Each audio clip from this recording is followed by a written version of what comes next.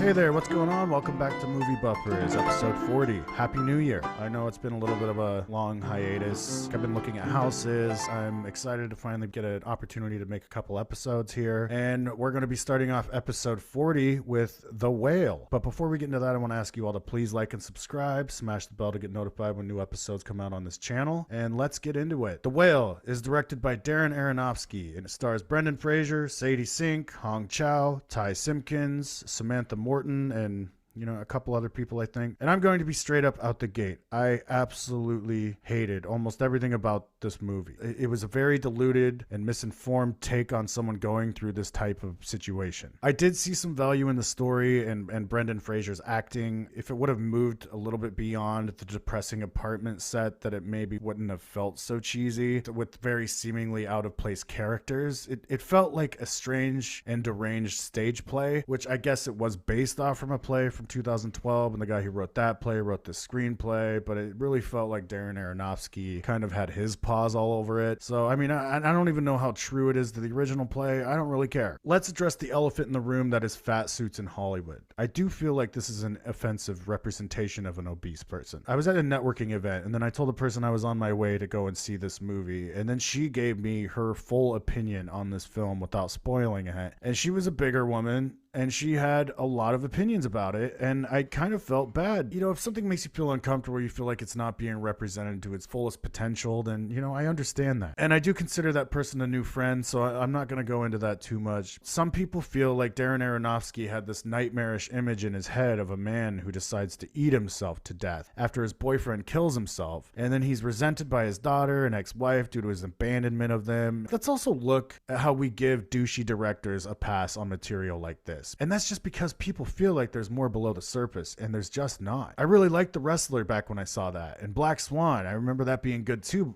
but I have to go and revisit these films because, they could have the same problems that I have with a lot of his stories today. I've matured in the way I watch movies and consume them. I've matured in the way I take in story and plot, and I feel like going back and watching a lot, he's just kind of an edgelord, and I don't appreciate the way he kind of just like force feeds you his opinion and his side and his experiences. Everything about this movie and a few of his other movies has a very dirty stench to them. If I sat here long enough and went on a Darren Aronofsky rant, I could probably break it down for you, but I'm not going to because that's a waste of time. Same with Requiem for a Dream. I remember liking that a long time ago, but I haven't seen that movie in a very long time, so I don't know how well it holds up.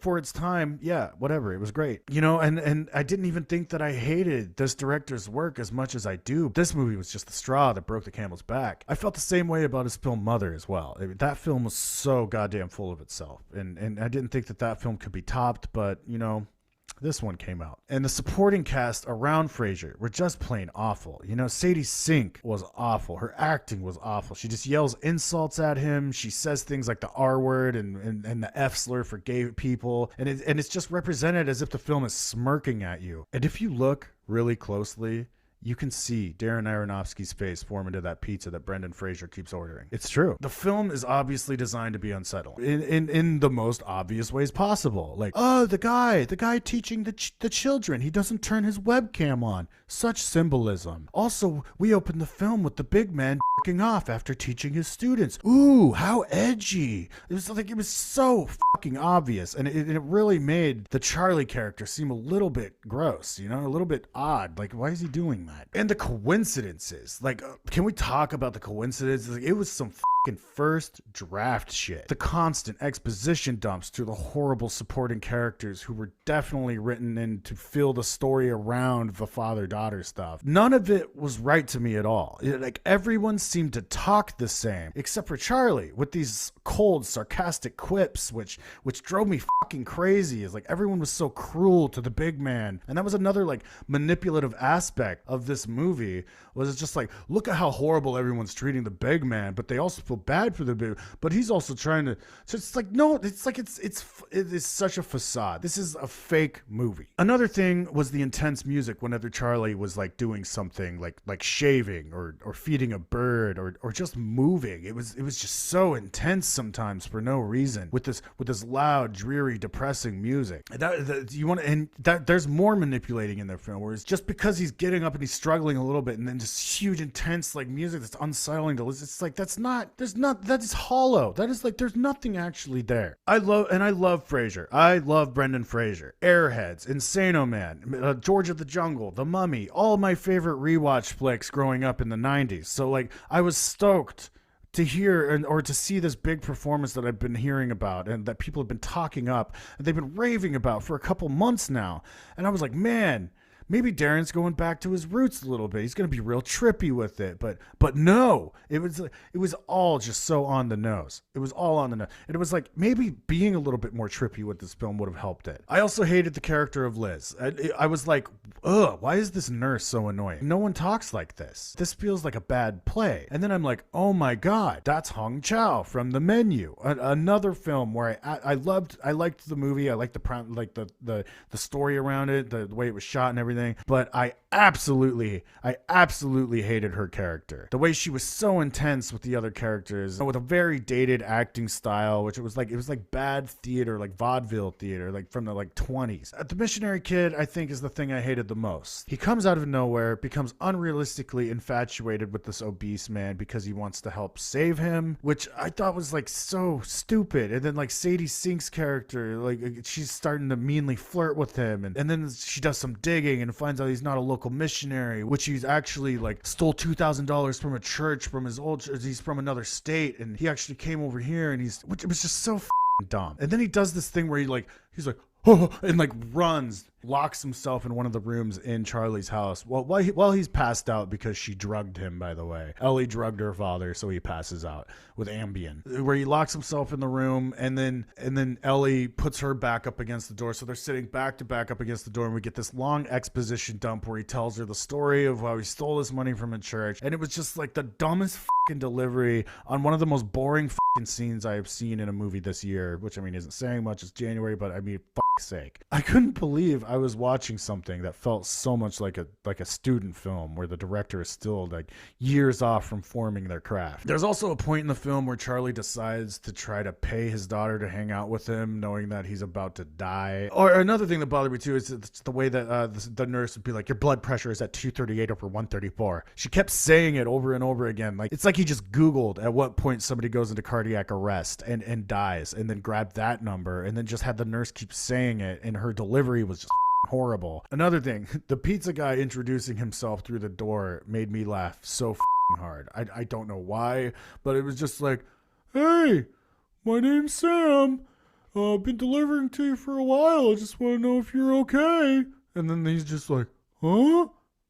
Why are you talking to me through the door? You know, I was like, this would never fucking happen. It's like, even in a stage play, I would be like, this was very poorly written. They're like, oh, the pizza guy keeps coming, so maybe we should have him talk. It's like, no, you don't need to have him talk. He's a fucking pizza guy. Whatever. He brings pizza to the big guy.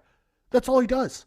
Like, he doesn't need to talk. He doesn't need to have that weird moment where he comes out to get his pizzas and he's just like staring there like, oh my God. I don't know, man. You know, I do like the look of the film. You know, Fraser gives it his all. He gives everything he's got in this role, and I didn't feel that the film deserved that of him. I was like, come on, man, like save some of that energy. It's not worth it. And people also been acting like that this is like Brendan Fraser's big role in like a decade or something. Or it's like, he didn't go anywhere, man. He's been in Doom Patrol. He was just in that Soderbergh movie with Benicio del Toro last year. He's been in movies, and that one was better. He's been doing stuff, and we're just like acting like we throw a fat suit on him and make him cry a lot and like make him act as hard, and then like act like this is his peak acting abilities in his entire career.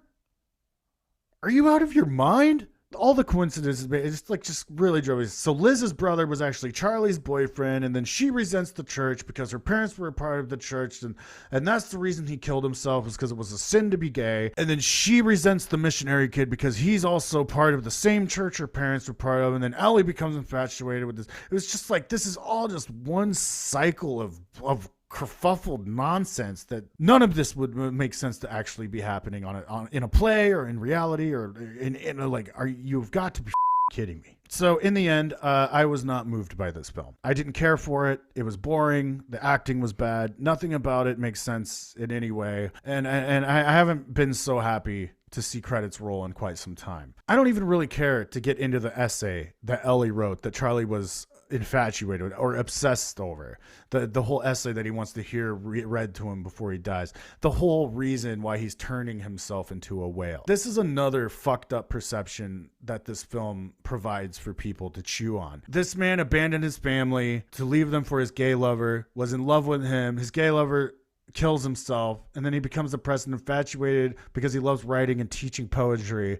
But then he is infatuated with this essay that he ends up submitting and turning in for his daughter on her behalf because he was trying to help her do her homework. But then he actually ends up making her fail her class by turning in an essay that she already failed once with, by him being like, this is real writing, and telling all of his students, he's just like, by every draft, they're going to make it less you, and you guys know what writing is. Tell me something that's real and true. And like, he thinks that this is raw, like whatever, this critique of the book Moby Dick, and where she just like criticizes the whole book, and he's so obsessed with it that he starts turning himself into a whale because he loves this essay so much.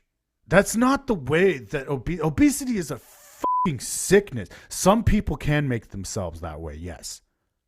Some people do make themselves that way. Some depression does cause, but also there is a genetic factor that comes into play. Do we need to put things like this out there? No, we don't. I'm giving The Whale a D-. It's a little bit more on the F side, but I'll give that little percentage to Brendan Fraser for doing his absolute best with the horrendous script. Anyways, Happy New Year, and thank you all who have subscribed this past year. The channel is growing slowly. I hit over 1,000 over Christmas, and that was my goal for last year. We just started the show last year. It's not even a year old yet. So The Whale, have you seen it? Comment below. Let's talk about it. And if you like what you see, please like and subscribe. Smash the bell so you can get notified when new episodes come out on this channel. And this is Movie Buffers. Thanks for watching. See you next time. Need to know that I